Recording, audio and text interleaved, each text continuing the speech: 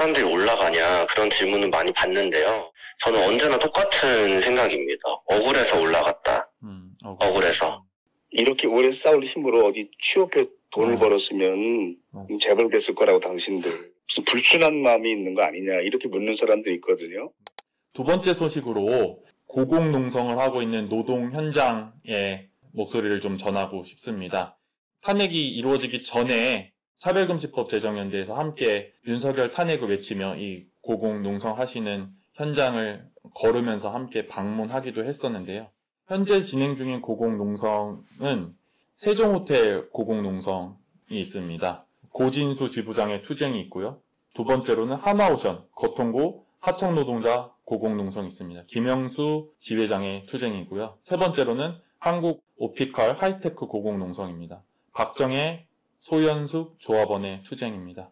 먼저 세종호텔입니다. 세종호텔은 2021년 12월 10일 코로나로 인한 경영 악화를 이유로 민주노총 서비스연맹 관광레저산업노조 조합원 12명을 정리해고합니다. 노동조합은 고용유지지원금의 사측 부담금까지 떠안겠다고 제안을 했지만 호텔 측은 이조차도 검토하지 않았습니다. 세종호텔은 사측이 2천억 원의 자산이 있는 데다가 자회사로부터 배당받을 것까지 있었으나 받지 않고 노동자 해고를 우선 선택했습니다.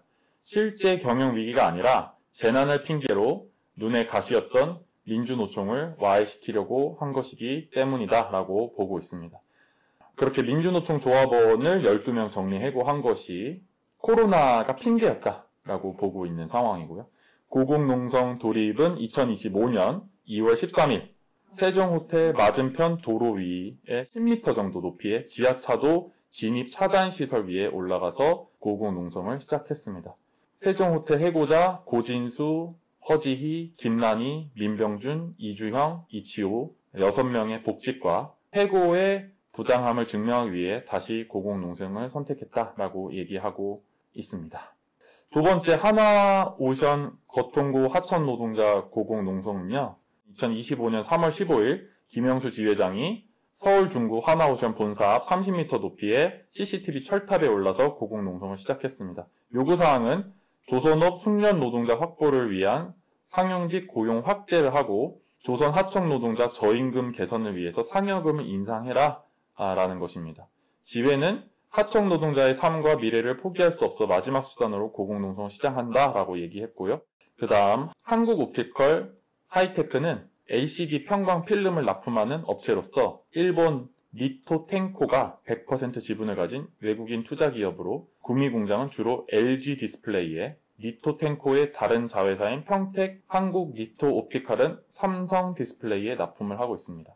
박정혜 수석 지회장 그리고 조현숙 조직 2부장이 각각 2011년과 2006년에 한국 옵티컬에 입사해 일하고 있었는데요. 고객사인 LG 디스플레이의 구조 조정 등으로 사측은 지난 2019년, 2020년 두 번에 걸쳐 희망퇴직을 받았는데 500여 명의 직원은 57명으로 줄었습니다. 사측은 경영이 회복되자 2022년 4월 100여 명이 넘는 사원을 다시 채용했지만 그해 10월 화재로 공장동이 정소되었고 노동자 210명이 해고 대상이 되었으며 이들 중 193명이 희망퇴직을 신청했습니다. 이를 거부한 노동자들은 정리해고 대상이 되었습니다. 국내 여성 노동자가 최장기 고공농성을 하고 있는 중이고요. 4월 16일 오늘 기준으로 465일째입니다. 요구사항은 경기도 평택에 있는 니토텐코의 다른 자회사가 고용 승계를 하라라는 것입니다. 고공농성이나 단식투쟁을 하게 되는 사례들을 보면 너무 마음이 아프고 답답하면서도 슬픈 마음이 듭니다. 왜냐하면 가장 먼저는 내가 뭔가 할 수 있는, 도울 수 있는, 연대할 수 있는 방법이 없는 것 같다는 막연한 마음. 그리고 두 번째는 점점 사회가 지금 이제 70년대, 80년대와도 더 다르게 사측이나 정치인들이 눈 하나 깜짝 안 하기 때문입니다. 그래서 고공농성을 하든 단식투쟁을 하든 사람이 죽어도 눈 하나 깜짝하지 않기 때문에 과연 어떤 전략을 가지고 또는 어떤 마음을 가지고 투쟁을 하고 있는지 저는 이 두 가지 질문을 오늘 전화통화로 여쭤보고 싶은 분이 있었습니다. 그래서 하나는 이훈님이 있는데요. 저희 모두를 위한 화장실 운동을 하면서 성공회대학교에서 모두를 위한 화장실을 만들게 된 이훈님이 세종호텔과도 연대를 많이 하고 있고 각종 노동운동 현장에 연대를 많이 하고 있는데 훈님과 통화를 먼저 해보도록 하겠습니다. 네, 여보세요? 훈님. 네, 안녕하세요. 안녕하세요. 모든 현장마다 또 그리고 활동가들마다 다를 수 있지만 고공농성이나 단식투쟁 등 우리가 되게 힘들어 보이는 투쟁을 하고 있는 분들의 마음이나 전략 같은 게 어떤 게 있을지 먼저 여쭤보고 싶어요. 왜 사람들이 올라가냐 그런 질문을 많이 받는데요. 저는 언제나 똑같은 생각입니다. 억울해서 올라갔다. 억울해서. 오래 일한 회사에게 애증의 감정을 갖는 건 누구나 보편적으로 다 갖는 거라고 생각해요. 회사가 좋으면서도 얼마나 싫어요.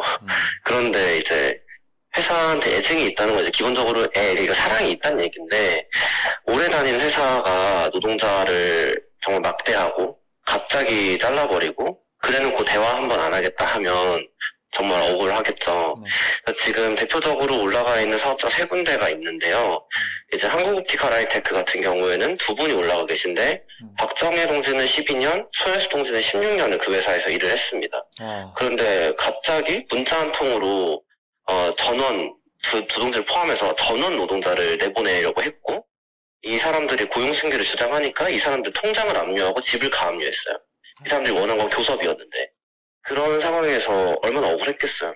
그리고 이제 하나오션이 2번째인데, 하나오션은 현재 30m 철탑 위에 올라가 있는데, 이 사람들은 원래 맨 처음에 봤던 성과급이 있어요. 성과급은 이제 퍼센트로 매기게 되는데 원래 550%였거든요.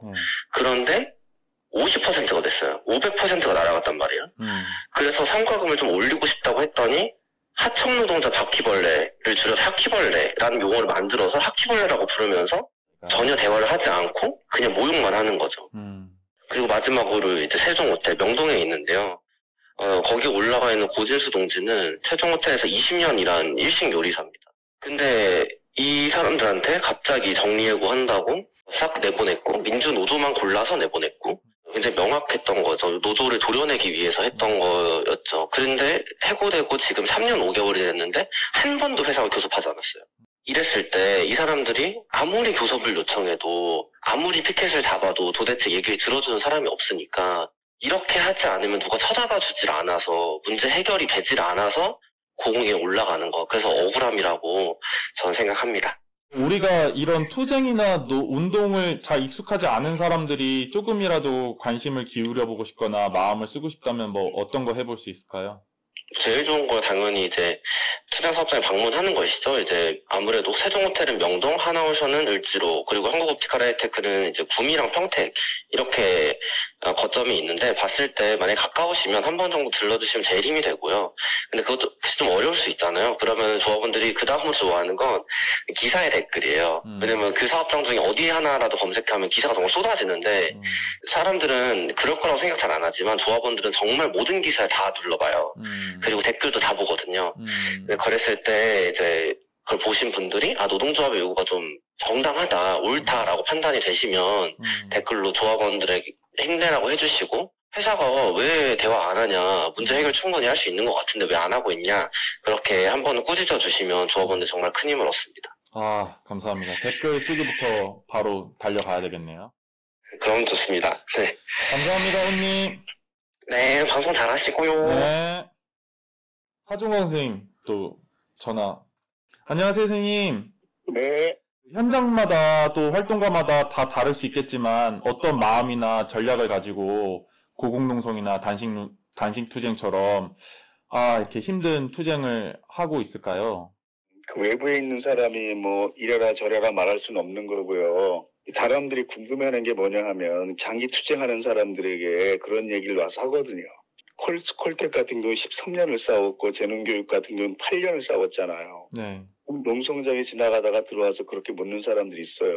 항상 거기 투쟁 며칠째게 써 있잖아요. 농성장 앞에. 네. 이렇게 오래 싸울 힘으로 어디 취업해 돈을 벌었으면 재벌됐을 거라고 당신들. 무슨 불순한 마음이 있는 거 아니냐, 이렇게 묻는 사람들이 있거든요. 네. 그리고 실제 많이 떠납니다. 생존의 문제도 있고, 떠난 사람들을 탓할 수는 없어요. 그런데 그렇게 다 떠나면 앞으로 경영자들은 또 이렇게 쉽게 할 수 있다. 누군가는 끝까지 남아서 굴복하지 않는 싸우는 모습을 보여줘야 앞으로 경영자들이 노동자들에게 함부로 또 하지 못한다. 이런 생각하는 분들이 끝까지 남는 겁니다. 제가 볼 때는. 암살이라는 영화를 보다 보면요. 거기 안호균이란 저격수 독립투사가 나오잖아요. 똑같은 질문을 동료들이 해요. 같은 독립군들이. 이렇게 싸우면 독립할 수 있을 걸 생각하냐고. 이렇게 싸우면 승리할 수 있을 걸 생각하냐고. 그때 안효긴 씨가 뭐라고 답하냐 하면 보여줘야지. 우리 계속 싸우고 있다고. 근데 그거 보다가 소리가 나왔어요. 너무 똑같은 거예요. 그 심정이. 그때까지만 해도 재능교육 계속 투쟁 중이었고 이런 상황이었으니까. 그래서 끝까지 이렇게 누군가는 싸우는 모습을 보여줘야 앞으로 노동자들에게 이렇게 함부로 못한다. 이런 하는 분들이 남는 것 같고요. 그 다음에 그 김영수 씨는 이제 하청 노동자 문제입니다. 하나오션. 그 다음에 세종호텔 고진수 씨는 민주노조 문제예요. 업체 하이테크는 먹튀 문제입니다. 외국 자본에. 이런 문제가 법적으로 어떻게 규제되지 않으니까 노동자들이 싸우고 시민들이 연대해서 이렇게 하면 안 된다는 걸 보여줄 수밖에 없는 거거든요. 그래서 제가 마침 지난주 일요일 날 교회 대표기들 맡으면서 이제 이번 주가 고난주간이어서 예수님이 고난뿐만 아니라 실제 우리 주변의 고난을 한번 관심 가져보자 그래서 날짜를 헤아려 봤어요. 이제 고진수 동지는 오늘 63일째일 거고요. 하나오션 김영수 동지는 33일째일 거고 옵티칼 박정혜 서영숙 동지는 아마 오늘 465일째일 겁니다. 말이 그렇지 그 긴 세월 동안을 4계절이 지나는 다 동안을 거기서 몇 번씩 보내는 거잖아요. 그래서 제가 뭐 이렇게 하는 게 좋다 저렇게 하는 게 좋다 말할 주제는 안 되고요. 그냥 그렇게 힘들게 싸울 그 힘이 있었으면 딴 방법을 찾아봐라 이렇게 말하는 사람들에게 그래서 많이 딴 방법을 찾아 떠난 거고 그렇게 다 떠날 수 없으니까 누군가 끝까지 남아야 한다 이런 생각하는 사람들이 끝까지 남는 거다 이렇게 말하고 싶습니다. 감사합니다. 혹시 투쟁이나 운동을 잘 모르는 사람들 또는 여태 관심이 적었던 사람들이 가장 먼저 해볼 수 있는 작은 실천이나 관심에는 뭐가 있을까요? 저도 이제 대학에서 학생들에게 이제 그런 바람을 가지고 많이 이것저것 권해보는데요. 그러니까 농성장이 항상 있으니까 거기 방문하는 과제를 내주기도 해요. 그러면 많은 대학생들이 아직도 부모님과 같이 갔다 와요. 어려워합니다. 두려워하고. 그리고 노동자들이 모이는 집회가 있잖아요. 소규모 집회도 있고 대규모 집회도 있는데 한번 집회에 참석해보는 과제를 얘기도 할 때도 있어요. 그런데 그것도 부모님 허락을 받거나 부모님 같이 가는 학생들이 많습니다. 대학생도 아직도. 그리고 그래서 제가 너무 부담스러운 하는 것 같아서 그러면 노동자를 만나서 인터뷰해보고 그 내용을 신문기사 형식으로 정리해서 제출해 보십시오. 이런 과제를 낼 때 있거든요. 그럼 대부분 학생들이 난감해합니다. 노동자를 어떻게 만나죠? 그래서 제가 가족 중에 찾아보세요. 가족 중에 되게 있습니다. 직장인이 다 노동자들이거든요. 그럼 그렇구나. 그래서 취업준비생 동료를 만나 인터뷰한다든가 편의점 알바하면서 친구를 만나 인터뷰한다든가 이렇게 접근하도록 하는데 워낙 노동 문제에 대한 그 거부감이나 혐오감이 한국 사회가 세계에서 가장 심각하게 큰 사회여서 쉽지는 않습니다. 그럼 노동 현장에 일단 운동 현장이나 집회에 나가보는 것부터도 작은 실천이 될 수 있다. 그러니까 농성장에 한번 방문해 보는 것. 그래서 난 전혀 모르는 사람인데 그냥 듣고 싶어 왔다. 얼마나 반가합니까? 그리고 요즘은 그 밑을 지키는 말벌들이 또 꽤 있잖아요. 근데 가보면 그 말벌들도 처음에는 잘 몰랐던 사람들이잖아요. 그러니까 그 사람들은 쉽게 이해할 수 있습니다. 자기가 몇 달 전에 바로 저 모습이었으니까. 농성장 가는 게 쉽지 않아요. 많은 용기가 필요하거든요. 선뜻 그거부터 하기 어려우면 사람들은 이제 중요한 일을 하고 싶어 하는데 중요한 것보다는 쉬운 일을 찾는 게 굉장히 중요합니다. 내가 모르니까 요 기사 한번 쫙 이렇게 정리해 봐야지 도대체 어떤 내용인지. 그러면 오늘은 친구 한 명을 만나서 요 사건 아니? 이런 일이 있어. 설명해 봐야지. 이게 그날의 과제일 수 있는 거거든요. 이렇게 작은 실천을 계속하는 것이 그 사람 정체성을 갖추는데 굉장히 중요하더라. 제가 살아보니까 좀 그런 것 같습니다. 말씀 감사합니다, 선생님. 네, 고맙습니다. 네, 감사합니다. 두 분의 말씀을 들어왔습니다. 우리 작은 실천들 할 수 있었으면 좋겠습니다. 그래서 먼저 기사 검색해서 응원의 메시지 남기기, 그 다음에 투쟁 현장 방문하기, 가서 이야기 듣기, 그 다음에 집회에도 나가기 등등 우리가 할 수 있는 이런 작은 행동들이 큰 힘이 된다. 이렇게 두 분 모두 말씀해 주셨습니다.